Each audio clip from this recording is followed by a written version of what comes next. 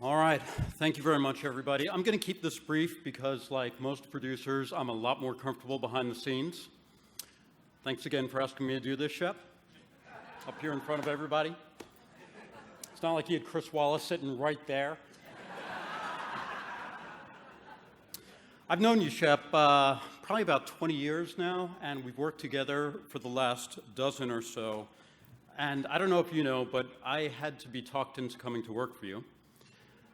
The president of Fox News, Jay Wallace, who's right over there, repeatedly, he was then running Shepard's show, and he repeatedly tried to talk me into coming to work for Shep, and I repeatedly said absolutely not, because I'd heard he was tough to work for. After a few years, I gave in, and you know what? It actually turned out that I was totally right. He was really tough to work for. But really only with those who didn't care. Look, if you cared about being right and you wanted to be good at your job, everything was great. Because Shep really cared. And he was so good at his job. Frustratingly so, to be honest. Like, I was a pretty good writer. He was a better writer. A better producer. He knew lighting and had a white balance and set levels. And I have not met another person on this planet who is more attuned to a misplaced modifier. To be honest, kind of exasperating, but also really rewarding. Because I realized very quickly that what Shep cares about most is the truth and about facts and about telling stories to people as he would if he were in their living room. Shep cares tremendously about this business, and he takes very seriously what we all do. And he tries to do a serious service.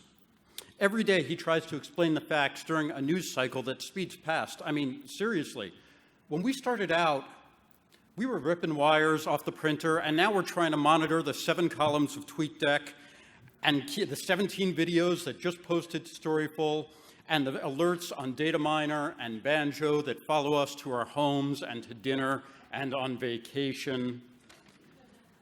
But when news is breaking, or tragedy is unfolding, there's nobody that I trust more to take us through it, to explain the facts, explain, sometimes more importantly, what we don't yet know, and try to make sense of madness.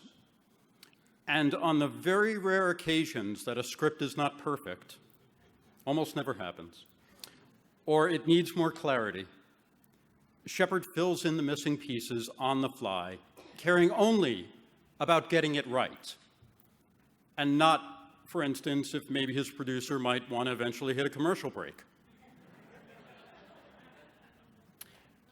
This can be a rough line of work, but it carries an amazing responsibility, and for years, Shepard has shown himself up to the challenge.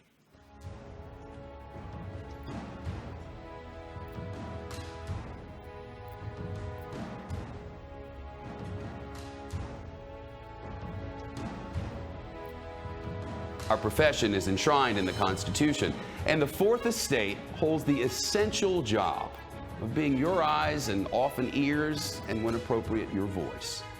It's a cornerstone of our republic. The western side of the eye of Hurricane Katrina wiped out this entire neighborhood. So many did not make it. This man is one of those. You know where to go or what to do? Not really. Has anyone told you anything? We've been on this bridge for 3 days. They're going to get her to a doctor, and the doctor's going to help her. The main thing that's being urged everywhere you go is calm, that this is a time to remain calm. We are hit with a national crisis unprecedented. And the word from people on the street, from the mayor of New York City and others is, it's time to put your arms around a neighbor, take a deep breath, and try to get through this. September the 11th, 1 year later, live from Ground Zero. Here, that we learned, or where we were reminded, that it's the American spirit which endures. Live in Dallas. More updates from here across Japan. And good evening from Kiev. Above Moore, Oklahoma. Live from Baghdad. Along the Israeli-Lebanon border. Minister of the Columbine Unitarian Church. Where do you start? with people who have been through such a tragedy. Our local station is now reporting that the second suspect in the Boston Marathon bombing is now down. There are police and SWAT vehicles, as you can see, streaming in that direction. Marjorie Stoneman Douglas High School in Broward County, Florida, in the town of Parkland, where many students and teachers and administrators have died today. The truth of the matter is, what's happened here is the Russian troops have come in. They've, in essence, taken the place over and told the Ukrainians to surrender their weapons. Over 22 years at this network, it has been my experience that the journalists of Fox News and Fox Business and those of our colleagues at competitors at CNN and MSNBC, NBC, ABC, and CBS, Bloomberg and PBS, the Wall Street Journal, the New York Post, the New York Times, the Washington Post, all of them operate in the public interest. There's word that police have actually found it. They've found evidence that somebody did indeed kill the Washington Post contributor inside the Saudi consulate. These are live pictures at the Capital Gazette in Annapolis, Maryland, reports of an active shooter. Matthew Van Dyke, who's a filmmaker, friend of both Stephen Sotloff and Jim Foley. Man, I am so sorry. They were just journalists doing their jobs, reporting. They had a passion for what they did. They knew the risks, but they kept going back because the story needed to be told. Terrorists armed with high-powered rifles are still on the loose, according to authorities, after they opened fire at the office of a satirical newspaper and killed a dozen people. It was a strike on freedom of expression and journalism itself. Live from Ground Zero, Osama bin Laden shot in the face, dead and buried at sea. Good Sunday morning from Baghdad on Election Day, the first free democratic elections in 50 years. There are some Katyusha rockets landing just behind the camera. This is the beginning of the ground invasion. The first of the Israeli troops moving across the Lebanon border. Nearly 11 hours ago, I was a witness as Timothy McVeigh took his last breath. Somewhere around 100 people have been killed inside the concert hall. Fox News continuing coverage of the deadly Bastille Day attack on a packed promenade in southern France. We realize that there's a lot of recovery to be done here, but I can't stress how impressive it is what they've already gotten accomplished. The troubled Fukushima nuclear plant to our north now said to be releasing dangerous radioactive material directly into the atmosphere here. First from Fox this evening, rescue crews are now conducting a desperate search in the waters off Louisiana. We work to discern what is truth, then to present it to you in context and with perspective. And as your representatives in the people's halls, report to you without fear or favor, while striving to hold those in power to the same standards. This is the foundation of what we do. It's our reason for being, our purpose.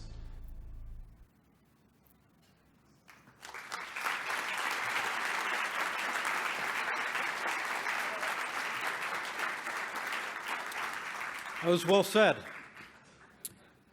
That's Shep the journalist. I want you to know really, really quickly, there's also Shep the friend, because he's the guy you call at midnight when you're having a family emergency or your super locked you out and the buzzer isn't working. If anybody needs his cell phone, it's all yours. You can call him at midnight too. Shep, I respect you. I appreciate you. I'm proud to call you a colleague and a mentor and an amazing friend, even though sometimes you're still a little tough to work with. Yeah. Ladies and gentlemen, the 2019 RTDNF Leonard Zeidenberg First Amendment Award recipient, my friend Shepard Smith. Wow.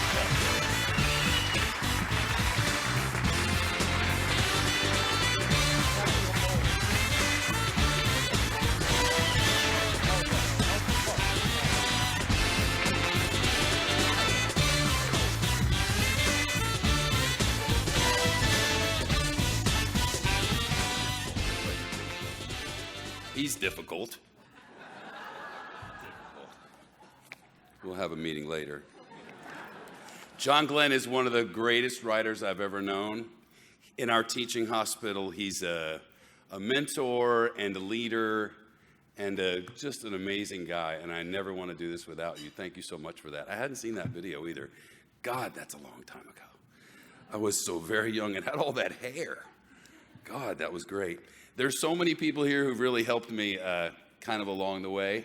Kim Rosenberg, who 23 years ago when our little channel came on the air was a floor director and stage manager, switched over to editorial, and then was a writer for me, my line producer, my senior producer, my executive producer, and is now the senior vice president of news editorial for the company, and I'm very proud of her.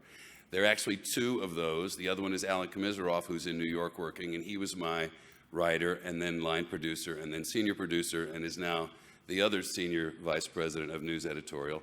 And then there's Jay Wallace, who was a tape runner on the overnight shift and a desk assistant, and then was my line producer and senior producer and executive producer, and is now the executive editor and president of the network. So all roads kind of lead through this, for better or worse. I mean, this, on the news side, this is all you get.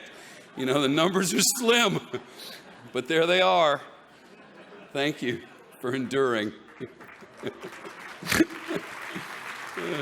They're the ones who make every day really, really fun and rewarding, even when we're going through all of those deck tweeting things or whatever that was. Thanks to my friends and colleagues who've taken the time to be here tonight. Many of them have come down from New York. My brother Benton, who's come from Oxford, home of the honored institution of higher learning, the one in Mississippi where they don't speak with an accent, which is nice. I'm glad he's here. My partner Gio, who makes every day outside of work worth living.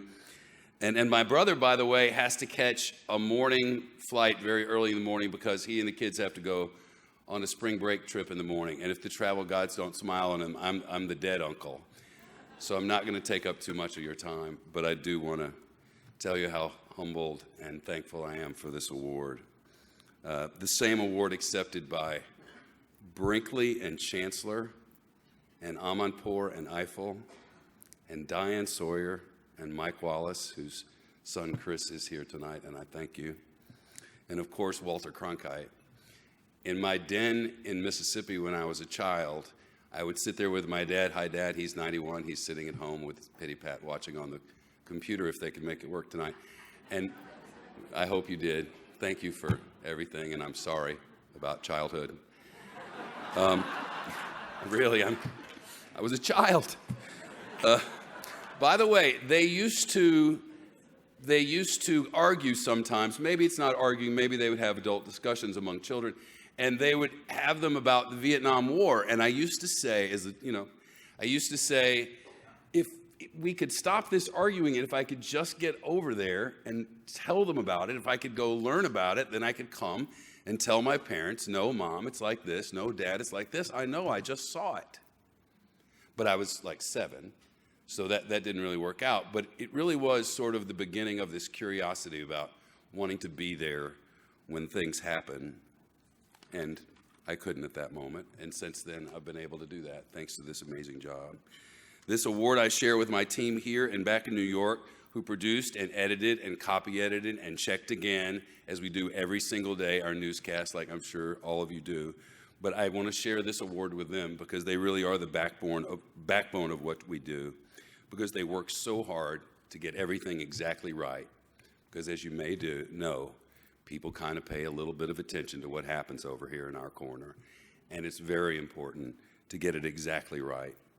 Being accurate and honest and thorough and fair is our primary mission. It's our professional calling, and everyone on my team takes it extremely seriously. This award is named for the late Leonard Zeidenberg. When he died in 1990, the FCC chair then, Alfred Sykes, said of him, "Len was a model journalist. He was curious, relentless, and fairly reflected the facts as he understood them." This is an ideal we all try to live up to.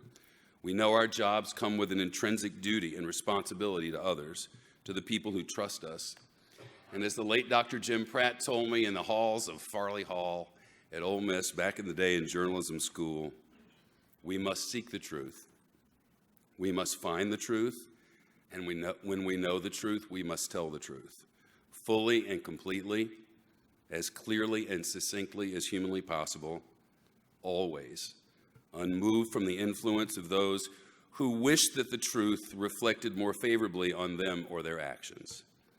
And when the inevitable mistake happens, we must immediately correct it and sincerely apologize for it. I personally believe this is the duty not only of journalists, but of every person who has the honor of a platform of influence. We must never manipulate or invent. we must never knowingly deceive, because to do so is a disservice to our audience and potentially injurious to our society. And I'm convinced that upon those who intentionally inform or misinform, history will poorly reflect. The times ahead will test all of us as finders and disseminators of accurate information. My team and I, like you and yours, will strive to remain on task, trying our very best to ignore the Twitter trolls and others who relentlessly pursue us daily, and to get the facts to the people, all of the people, in every place, in every corner where information is taken in. The First Amendment that this award honors gives us the protection to do what's right no matter what. To the Founding Fathers, we're grateful and mindful of our responsibility, of our purpose, and of our duty. So kudos to all of you for your tireless efforts. My team and I admire and salute you and journalists everywhere, and I humbly thank you for this award. Good night, and get it right. Thank you. I love bowls.